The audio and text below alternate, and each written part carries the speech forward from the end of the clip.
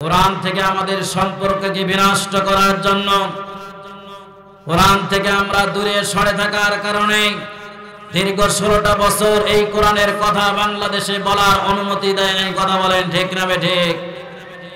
যেখানে কোরআনের কথা বলা হয়েছে সেখানে বাতিলদের কাছ থেকে অনুমতি নিয়ে তারপরে কোরআনের মাহফিলের আয়োজন করা হয়েছে। কথা বলেন ঠিক কিনা? এর একটাই কারণ, আমরা মুসলমানিত্বকে ভুলে গিয়েছি। আমরা কোরআনের সাথে আমাদের সম্পর্ক দূরে সরে নেওয়ার কারণে আজকে গোটা পৃথিবীতে মুসলমানদের উপরে নির্যাতনের স্টিমরোলার চালানো হচ্ছে। গোটা পৃথিবীতে আজকে হিন্দুরা মুসলমানদেরকে মানে, বৌদ্ধরা মুসলমানদেরকে মানে, ইহুদিরা মুসলমানদেরকে মানে, খ্রিস্টানরা মুসলমানদেরকে মানে, এমন কিছু নামধারী মুসলমানরাও মুসলমানদেরকে মানে। কথা বলেন ঠিক না? যেখানে মুসলমান নিজের মাথা উঁচু করে মুসলমানিত্বের দায়িত্বকে সামনে রেখে জীবন বাঁচাতে চায়, সেখানে আজকে বাতিল শক্তি, তাগুতি শক্তি ওই মুসলমানকে দুনিয়া থেকে উৎখাত করে দেওয়ার জন্য ষড়যন্ত্র করে। কিন্তু আমরা ইতিহাস পড়ে দেখেছি, যেখানে জালিমেরা তাদের জালিমের ভূমিকা পালন করার জন্য সর্বস্ব শক্তি নিয়োগ করে ইসলাম এবং মুসলমানদের বিরুদ্ধে ষড়যন্ত্র শুরু করেছে, সেখানে আল্লাহ রাব্বুল আলামিন তার মদদ নাজিল করে দিয়ে ইসলাম বিদ্বেষীদেরকে দুনিয়া থেকে উৎখাত করে দিয়েছে। কথা বলেন ঠিক কিনা?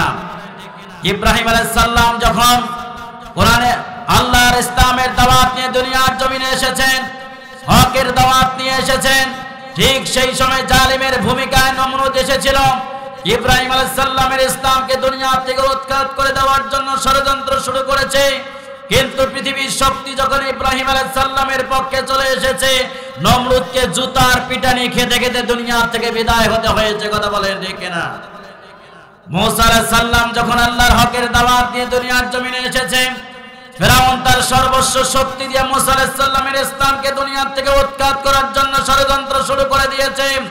কিন্তু পৃথিবীর শক্তি যখন মুসা আলাইহিস সালামের পক্ষে চলে এসেছে, তখন ফিরআউনকে সাগরের পানিতে চুবানি খেতে খেতে দুনিয়া থেকে বিদায় হতে হয়েছে। কথা বলেন ঠিক কিনা? আবু জেহেল, উতবা সাহেবারা, আল্লাহ রাসূল সাল্লাল্লাহু আলাইহি সাল্লাম যখন কোরআনের দাওয়াত নিয়ে দুনিয়ার জমিনে এসেছেন, চতুর্দিক থেকে নির্যাতনের স্টিমরোলার চালিয়েছে। একটি দুইটি বছর নয়, 13টা বছর নির্যাতন চালিয়েছে আল্লাহ রাসূলের ইসলামকে দুনিয়া থেকে উৎখাত করার জন্য। কিন্তু আবু জেহেলরা ব্যর্থ হয়েছে। পৃথিবীর শক্তি যখন বিশ্বনবীর পক্ষে চলে এসেছে, আবু জেহেল, উতবা সাহেবাদেরকে বালি ছাড়া যুদ্ধের ময়দানে শোয়ায় দেওয়া হয়েছিল। কথা বলেন ঠিক কিনা?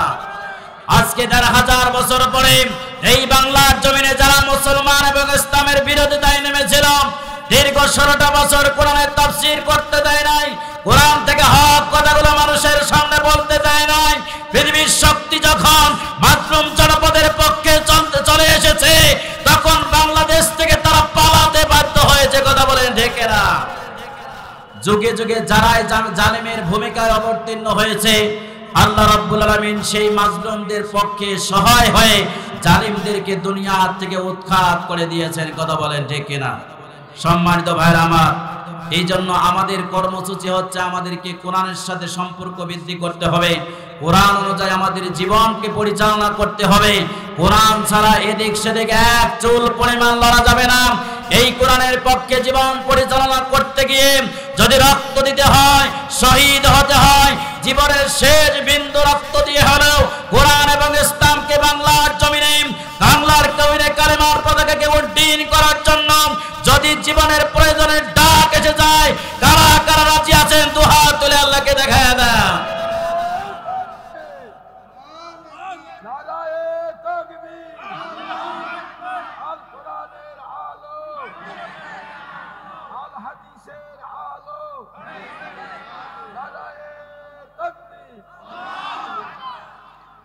আল্লাহ তাআলা আমাদেরকে কবুল করুন, জোরে বলে আমিন।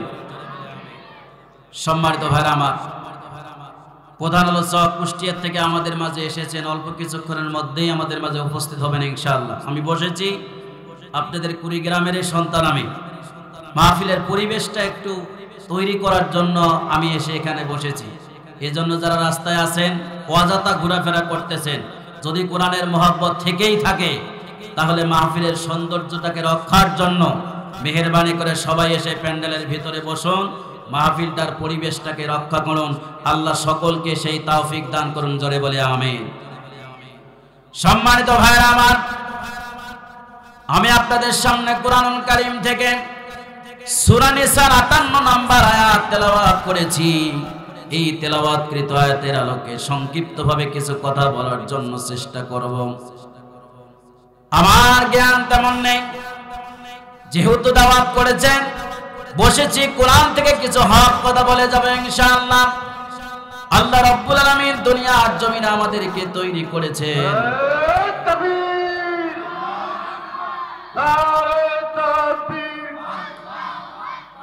প্রধান মেহমানের আগমন, শুভেচ্ছায় স্বাগতম। রাজবাড়িহাটের পক্ষ থেকে, নুরানি মাদ্রাসার পক্ষ থেকে, ফাজিল ডিগ্রি মাদ্রাসার পক্ষ থেকে, সরকারি প্রাথমিক বিদ্যালয়ের পক্ষ থেকে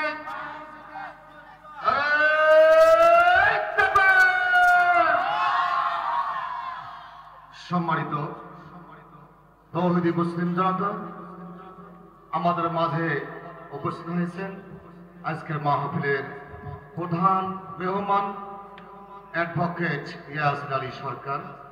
উনি আমাদের মাঝে উপস্থিত হয়েছেন। আমি মোহতরম মহোদয়কে আসন গ্রহণ করার জন্য সবিনয় অনুরোধ করছি। জি আলহামদুলিল্লাহ, আজকের মাহফিলের পক্ষ থেকে প্রধান অতিথি মহোদয়কে স্বাগতম এবং মুবারকবাদ। আল্লাহ তাআলা ওনার হায়াতে তয়্যিবা সেহাতে কুল্লিয়া দান করুন, চিৎকার দিয়ে বলে আমিন। সম্মানিত ভাইরা আমার, একটু মনোযোগ দিয়ে কোরআনের কথা শুনবেন। আমি যে আয়াতখানা তেলাওয়াত করেছি, বিশ্ব নবীজির এমন একটা সময় এই আয়াত নাজিল করা হয়েছে, বিশেষ একটা ঘটনাকে কেন্দ্র করে। রাসূল সাল্লাল্লাহু আলাইহি সাল্লামের মক্কার জিন্দেগিতে শুরু হয়েছে সেই ঘটনা। হিজরত করে মদিনায় যাওয়ার পরে মদিনায় ইসলামী রাষ্ট্র প্রতিষ্ঠিত হয়েছে। আবার যেদিন মক্কা বিজয় করেছেন, ঠিক সেই দিন এই কোরআনের আয়াত আল্লাহ রাব্বুল আলামিন নাজিল করে দিয়েছেন। তৎকালীন সময়ে কাবা শরীফের চাবি সংরক্ষিত ছিল কাফির মুশরিকদের হাতে। তারা নেতৃত্ব দিয়েছে, কাবা শরীফের রক্ষণাবেক্ষণের দায়িত্ব তারা পালন করেছে। যারা ইসলাম গ্রহণ করেছিল, মুসলমান হয়েছিল, তারা যদি কাবা শরীফের ভিতরে ইবাদত করতে চাইতো, কাফির মুশরিকদের কাছে অনুমতির প্রয়োজন হতো, অনুমতি নেওয়া লাগতো। আমরা যেমনটা লক্ষ্য করেছি, গত 16 বছরে কোরআনের মাহফিলের জন্য যারা কোরআন পড়তে পারে না, জীবনে নামাজ পড়ে না, তাদের কাছ থেকে অনুমতি নিয়ে তাফসীর মাহফিল করতে হয়েছে। কথা বলেন ঠিক কিনা? সেই সময়ের আবু জেহেল, উতবা, সাহেবাদের নমুনা বাংলাদেশে আমরা নিজ চোখে দেখেছি। কথা বলেন ঠিক কিনা? আল্লাহ রাসূল সাল্লাল্লাহু আলাইহি সাল্লাম হিজরতের কিছুদিন পূর্বে মন চাইলো কাবার ভিতরে বসে ইবাদত বন্দেগী করবেন। আল্লাহর ইবাদত করার জন্য মনটা বেকুল হয়ে গেল। তৎকালীন সময়ে কাবার চাবি ছিল উসমান বিন তালহা নামের এক সাহাবীর কাছে। তখন পর্যন্ত তিনি মুসলমান হন নাই। উসমান বিন তালহার কাছে চাবির রক্ষণের দায়িত্ব ছিল। বিশ্ব নবীজি তার কাছে গিয়ে চাবি চাইল। ও উসমান, আমার মনটা যাচ্ছে কাবার ভিতরে বসে আমি একটু ইবাদত বন্দেগী করব, তোর চাবিটা দিয়ে দাও। উসমান সঙ্গে সঙ্গে জবাব দিয়ে দিল, চাবি দেওয়া হবে না, অনুমতি দেওয়া হবে না। সপ্তাহে 2 দিন মাত্র কাবা ঘর খুলতো, যাদের ইচ্ছা হইতো সেখানে ঢুকে ইবাদত করতে পারত। এই 2 দিন ছাড়া মন চাইলেও আল্লাহর ইবাদতের কারখানা কাবার ভিতরে বসে মুসলমানরা ইবাদত করতে পারত না। বলেন নাউজুবিল্লাহ। আল্লাহ রাসূলকে চাবি দিল না, উল্টা অনেক অপমানজনক কথাবার্তা বলল। নবীজি সব কথাকে নীরবে সহ্য করলেন। যখন সেখান থেকে বিদায় হয়ে যাবেন, শুধু উসমান বিন তালহাকে ডাক দিয়ে বললেন, উসমান রে, তুমি খেয়াল করে রেখো, আজকে যেই চাবি তুমি আমাকে দিলে না, ইবাদত করার সুযোগ দিলে না, তুমি একদিন লক্ষ্য করে দেখবে এই চাবির মালিক আমি মুহাম্মদ হব। চিৎকার দিয়ে বলেন সুবহানাল্লাহ। আর সেই দিন আমার যাকে ইচ্ছা হবে আমি এই চাবির দায়িত্ব তাকে দিয়ে দেব। ওসমান বিন তালহা ডাক দিয়ে বলল, যদি আপনি চাবির মালিক হন তাহলে সেই দিন কুরাইশ বংশ সবচাইতে অপমানিত হবে। জোরে বলেন নাউজুবিল্লাহ। আল্লাহ রাসূল সেখান থেকে বিদায় হয়ে চলে গেলেন, ইবাদত করতে পারলেন না, মনের ভিতরে কষ্ট চেপে রেখে চলে গেলেন। কিছুদিনের মধ্যে আল্লাহর আদেশ ক্রমে মক্কা থেকে হিজরত করে মদিনায় চলে গেলেন। মদিনায় যাওয়ার পরে একের পর এক যুদ্ধ বিগ্রহ সংগঠিত হলো। 27টা যুদ্ধে তিনি নেতৃত্ব দিলেন। মদিনায় ইসলামী রাষ্ট্র প্রতিষ্ঠিত হয়ে গেল। যেদিন হিজরত করে মদিনায় চলে যান, একজন সাহাবীকে সাথে নিয়ে রাতের আধারে হিজরত করে মদিনায় চলে গিয়েছেন। যখন ইসলামী রাষ্ট্র মদিনায় প্রতিষ্ঠিত হয়ে গেল, তখন তিনি মক্কা বিজয় করার জন্য 10,000 সাহাবীদেরকে নিয়ে মক্কা বিজয়ের জন্য রওনা দিয়েছেন। আল্লাহ রাসূল যেদিন থেকে চলে গেছেন, ওই দিন থেকে শুরু করে ওসমান বিন তালহার ভিতরের মধ্যে শুধু বারবার একটা কথাই স্মরণ হয়, আজ পর্যন্ত মুহাম্মদ যত কথা বলেছে একটা কথাও মিথ্যা হয় নাই। কোন দিন জানি মুহাম্মদ আসে আমার কাছ থেকে চাবিটা ছিনায় নেয়, সেই দিন সবচাইতে বেশি অপমানিত আমি হব। এই জন্য সবসময় তার অন্তরের মধ্যে এই ভয় কাজ করছিল। যেদিন তিনি শুনতে পারলেন আজকে মক্কা বিজয় হবে, মুহাম্মদ তার দল বল সুদ্দায় মক্কার দিকে রওনা হয়ে গেছে। ওসমান বিন তালহা এই চাবিটাকে লুকানোর জন্য, চাবিটা না দেওয়ার জন্য তিনি লক্ষ্য করে দেখেছেন দল বল আসতেছে, মক্কা বিজয় হবে। এরপরেও চাবিটাকে নিয়ে ঘরের ছাদের মধ্যে তিনি লুকাইছেন। আল্লাহ রাসূল হযরত আলীকে ডাক দিয়ে বলল, আলী রে, তুমি যাও, কোথায় ওসমান বিন তালহা আছে তার কাছ থেকে চাবিটা নিয়ে আসো। হযরত আলী রাদিয়াল্লাহু তাআলা খোঁজাখুঁজি শুরু করলেন। খুঁজতে খুঁজতে লক্ষ্য করে দেখলেন একটা ঘরের ছাদের উপরে তিনি লুকায়ে গিয়েছেন। তার কাছ থেকে জোর করে চাবি নিয়ে তিনি নবীজির দরবারে উপস্থিত। ওসমান বিন তালহা পিছনে পিছনে এসেছেন। তার মনের ভিতরে অবস্থান হলো, আজকে আমার খবর আছে, আমি একদিন চাবি দেই নাই, আজকে চাবির মালিক মুহাম্মদ হবে, আমার না জানি কোন ঘটনা ঘটে যায়। মনের ভিতরে এই ভয় চাপায় রেখে পিছনে পিছনে যাচ্ছে। আলী রাদিয়াল্লাহু তাআলা আনহু বিশ্ব নবীর হাতের মধ্যে দিয়া চাবিটা তুলে দিলেন। নবীজির হাতে চাবি, আর সামনে ওসমান দাঁড়ানো, যিনি চাবি এতদিন দেন নাই, ইবাদত করার সুযোগ দেন নাই। আল্লাহ রাসূলের হাতে চাবি আর ওসমান বিন তালহার সামনে দাঁড়ানো। নবীজির হাতে চাবি আসার সঙ্গে সঙ্গে আল্লাহ রাব্বুল আলামিন জিবরাইল আলাইহিস সালামকে পাঠাইয়া দেয়া সূরা নিসার 58 নম্বর আয়াত নবীজির উপরে নাজিল করে দিয়েছেন। চিৎকার দিয়ে বলেন সুবহানাল্লাহ। আল্লাহ রাব্বুল আলামিন সঙ্গে সঙ্গে নবীজিকে ডাক দিয়ে বলেন, ইন্নাল্লাহা ইয়া'মুরুকুম আন তুওয়াদ্দুল আমানাতি ইলা আহলিহা ওয়া ইযা হাকামতুম বাইনান নাসি আন তাহকুমু বিল আদল। আল্লাহু আকবার। আল্লাহর পক্ষ থেকে আয়াত নাযিল হয়ে গেল। নবীজির হাতে চাবি, ওসমান বিন তালহার সামনে দাঁড়ানো। ওসমান বিন তালহার কলিজার মধ্যে এত ভয় যে আজকে না জানি আমার কি হয়। আমার কাছে একদিন চাবি চেয়েছিল, আমি দেই নাই, ইবাদত করার সুযোগ দেই নাই, আর আজকে চাবির মালিক মুহাম্মদ, আমার অবস্থা আজকে খারাপ। কিন্তু আল্লাহ রাসূলের হাতে যখন ওই চাবি এসেছে, সঙ্গে সঙ্গে আল্লাহ রাব্বুল আলামিন আয়াত নাজিল করে জানায়া দিলেন, ইয়া রাসূলুল্লাহ, আপনি মুসলিমদেরকে জানায়া দিন, হে মুসলিমগণ, আল্লাহ তোমাদেরকে যাবতীয় আমানত তার হকদারের হাতে যথাযথভাবে ফেরত দেওয়ার নির্দেশ দিচ্ছেন। চিৎকার দিয়ে বলেন সুবহান। আল্লাহ রাসূলের উপরে যখন ওই আয়াত নাজিল হয়ে গেছে, রাগ, ক্ষোভ, অভিমান যা আছে আর কোনো কথা নেই। ওসমান বিন তালহার সামনে দাঁড়ানো প্রতিরোধ মূলক কোনো কথা ওসমানকে তিনি বললেন না। ওসমান সামনে দাঁড়ানো, আল্লাহ রাসূল চাবিটা হাতে অবস্থায় যখন ওই আয়াত নাজিল হয়ে গেছে, আল্লাহর পক্ষ থেকে নির্দেশ দেওয়া হয়েছে আমানত সমূহ যথাযথ যে আমানতের হকদার তাকে ফেরত দিতে হবে। সঙ্গে সঙ্গে আল্লাহ রাসূল চাবিটা তুলে ওসমান বিন তালহার হাতের মধ্যে তুলে দিয়েছেন। চিৎকার দিয়ে বলেন সুবহানাল্লাহ। এতক্ষণ ওসমান বিন তালহার কলিজার মধ্যে অনেক ভয় ছিল, কিন্তু যখন ওই নবীজি চাবিটা দিয়েছে, ওসমান বিন তালহা আশ্চর্য হয়ে গেছে, এটা কি মানুষ না অন্য কিছু। আজকে আমার তো প্রতিশোধ নেওয়ার কথা ছিল, আমার রক্ত পানি করে দেওয়ার কথা ছিল, কিন্তু কোনো কথা বললেন না, কোনো জবাব দিলেন না। চাবিটা আবার আমার হাতে ফেরত দিলেন। তিনি চাবি নিয়ে পিছনে যাওয়ার কয়েক কদম সামনে গিয়ে আবার ফিরে এসে নবীজির হাতে হাত রেখে কালেমা পড়ে মুসলমান হয়ে গেছেন। চিৎকার দিয়ে বলেন সুবহানাল্লাহ। এই ছিল রাসূলের আদর্শ। আল্লাহ রাসূলের আচার আচরণ, কথাবার্তা, লেনদেন, এগুলো দেখে মানুষ ইসলামের জন্য আকৃষ্ট হয়েছে। আমরা যদি ওই অবস্থায় থাকতাম তাহলে তার কল্লাকে 3 টুকরো করে দিতাম। কথা বলেন ঠিক না বেঠিক? আমাদের অবস্থা তাই হতো। কিন্তু রাসূলের আদর্শ থেকে আমাদের শিক্ষা নিতে হবে এটাই, আল্লাহকে সন্তুষ্ট করার জন্য, রাসূলের আদর্শকে মানার জন্য। রাগ দিয়ে রাগের প্রতিশোধ নয়, অপরাধ করে অপরাধ দিয়ে প্রতিশোধ নয়, অপরাধকে শান্তভাবে প্রতিশোধ নিতে হবে।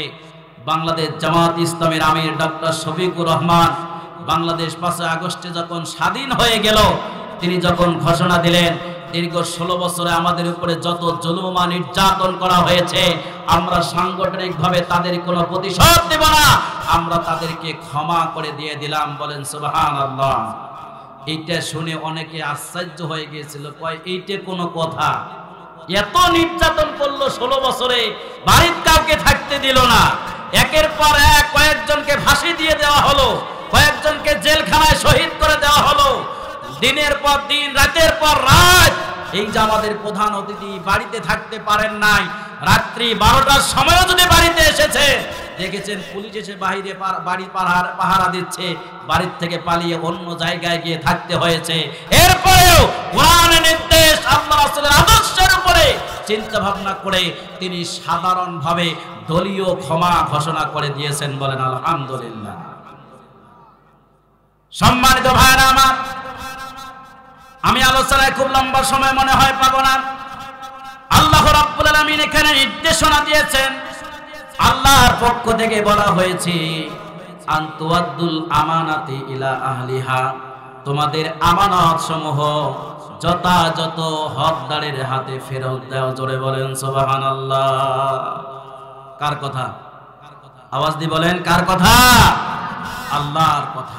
আল্লাহ এখানে একটা কথা হচ্ছে আমানত আদায় করতে বলেছেন, আর পদ্ধতিটা হচ্ছে তুয়াদ্দু, যথাযথভাবে, কোনো কম বেশি হবে না। যে যতটুকু পাওয়ার অধিকার তাকে ততটুকুই দিতে হবে, এইটা হচ্ছে আল্লাহর নির্দেশনা। এখন কথা হচ্ছে আমানত কি জিনিস এটাই আমরা বুঝি না। আমরা আমানত বলতে বুঝে থাকি কেউ যদি কারো কাছে কোনো টাকা পয়সা গোপন রাখে তাহলে সেটাকে আমানত বলা হয়। কথা বলেন ঠিক কিনা? অথবা কেউ যদি কাউকে কোনো গোপন কথা বলে তাহলে সেই কথাটাকে গোপন রাখা, এটাকেই আমরা আমানত হিসেবে ধরে থাকি। কথা বলেন ঠিক কিনা?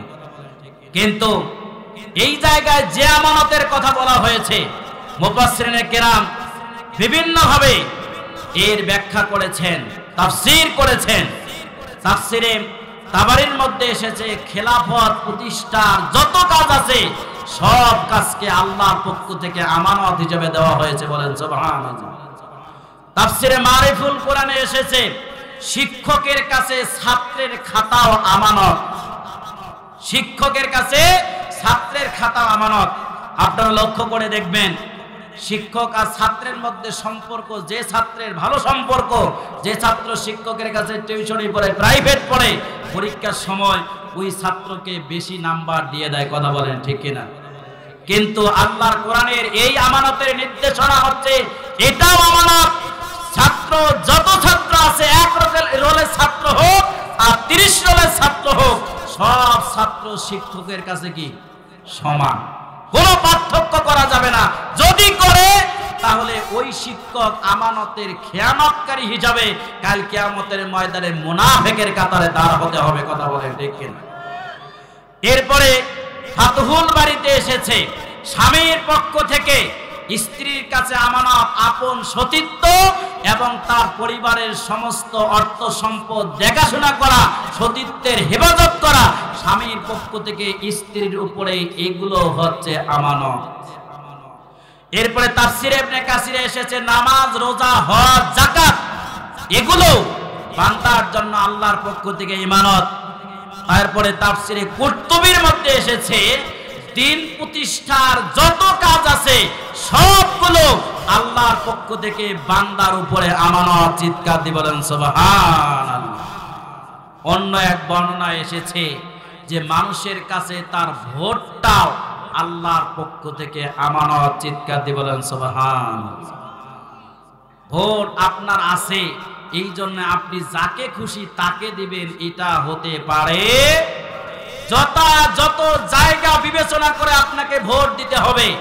যোগ্য প্রার্থী যে কোরআন মানে, হাদিস মানে, ইসলাম মানে, আল্লাহর আইন রাসূলের আদর্শকে জমিনে প্রতিষ্ঠিত করতে চায়, এই রকম যোগ্য প্রার্থী দেখে যদি আপনার এই ভোট নামক আমানত দিতে পারেন তাহলে আপনি আমানতের রক্ষাকারী। আর যদি দিতে না পারেন, এক কাপ চায়ের বিনিময়, এক প্যাকেট বিড়ির বিনিময় আপনার এই আমানতকে খেয়ানত করে আপনি গাঁজারু, তাসারু, মদারু, জুয়েরু এমন নেতার পিছনে স্লোগান দিলেন, অমুক নেতার চরিত্র ফুলের মতো পবিত্র, নামাজ পড়ে না একত্ব, গাঞ্জা খায় ৫ ওয়াক্ত, সেই নেতার স্লোগান দিয়ে আমানত যদি আপনি হারিয়ে ফেলেন তাহলে আপনি নামাজ পড়েন, রোজা করেন, হজ করেন, যাকাত দেন, কাল কিয়ামতের ময়দানে আপনি ভোটের আমানতের রক্ষাকারী থাকেন নাই বিধায় মুনাফিকের কাতারে দাঁড় হতে হবে। কথা বলেন ঠিক না? সম্মানিত ভাইরা আমার, অনেকগুলো মুফাসসিরিনে কেরামের বিভিন্ন রিওয়ায়াত থেকে আমি একটা রিওয়ায়াত ধরে সামনের দিকে অগ্রসর হব। তাফসীরে কুরতুবীর মধ্যে যেটা এসেছে, দিন প্রতিষ্ঠার সকল কাজ আল্লাহর পক্ষ থেকে বান্দার জন্য আমানত হিসেবে দিয়ে দেওয়া হয়েছে। জোরে বলেন সুবহানাল্লাহ। এই দিন প্রতিষ্ঠার কাজটা কি কাজ সেটাই আমরা জানি না। আল্লাহ রাব্বুল আলামিন কোরআন কারীমের সূরা 13 নম্বর আয়াতের মধ্যে বলেছেন, শারা'a লাকুম মিনাদ-দীনি মা ওয়াসসা বিহি নূহাও ওয়াল্লাযী আওহাইনা ইলাইকা ওয়া মা ওয়াসাইনা বিহি ইব্রাহিম ওয়া মূসা ওয়া ঈসা আন আকিমুদ-দীন ওয়া লা তাতাফাররাকু ফীহি। আল্লাহ রাব্বুল আলামিন বলেছেন, আল্লাহর পক্ষ থেকে শরীয়ত নির্ধারণ করে দেওয়া হয়েছে, রাসূলকে জানায়া দেওয়া হলো, আপনাকে যা ওহী করে দেওয়া হয়েছে তাই ওহী করে দেওয়া হয়েছিল নূহ আলাইহিস সালামকে, ইব্রাহিম আলাইহিস সালামকে, মূসা আলাইহিস সালামকে, ঈসা আলাইহিস সালামকে। ওই একই নির্দেশনা আপনাকে ওহী করে দেওয়া হয়েছে। কাজ হলো একটাই, আন আকিমুদ্দিন ওয়া লা তাতাফাররাকু ফি, আল্লাহর জমিনে দ্বীন প্রতিষ্ঠিত করো, আল্লাহর আইন প্রতিষ্ঠিত করো, খবরদার এই জায়গায় দলাদলি করো না। সুবহানাল্লাহ। আল্লাহর পক্ষ থেকে দ্বীনের ব্যাখ্যা দিয়ে দেওয়া হয়েছে, দ্বীন হচ্ছে এই জিনিস। আর এই কথাটা রাসূলকে বোঝানোর জন্য আল্লাহ তাআলা 4 জন নবীর নাম রাসূলকে স্মরণ করায় দিয়েছেন।